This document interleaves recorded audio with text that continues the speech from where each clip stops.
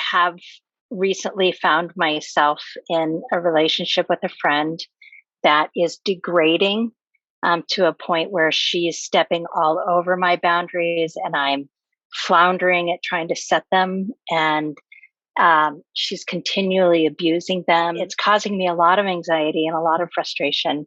I did a session with Marcella about this last week. I've done therapy around this, and the resentment inventory was incredibly helpful. And I'm coming to understand sort of the roots for me of why I'm struggling with boundary issues.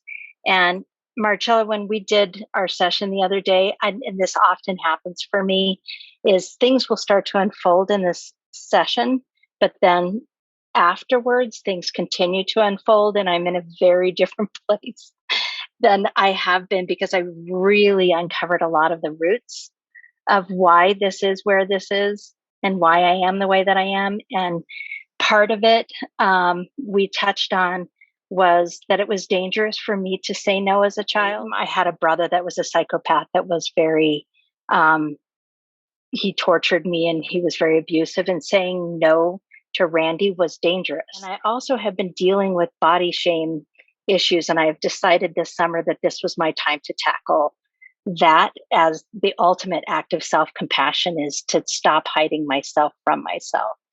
And those two things, boundaries and that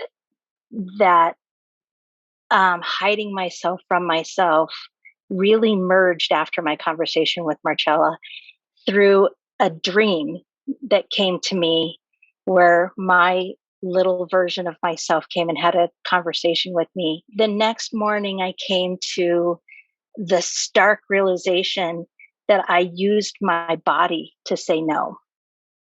And I have over and over, like it started to barrel roll forward with me, like all the ways in which I used my body to say no. And that sort of morphed into adult me, and not being able to use my voice as a child to say no, and not being able to set boundaries around myself as an adult.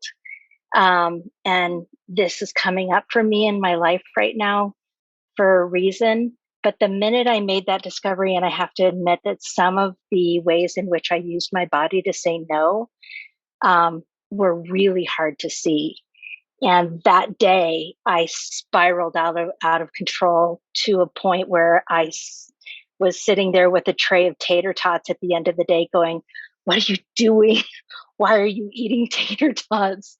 And I did start to tap, and I'm like, "Why are you eating tater tots? Why are you doing this?" And I did briefly go into that, like, tater tots is failure, you failed, and I've been doing so good, and why would you do this? And was able to come full circle with that. And they say in tapping that you can't clear the dirt unless you see it.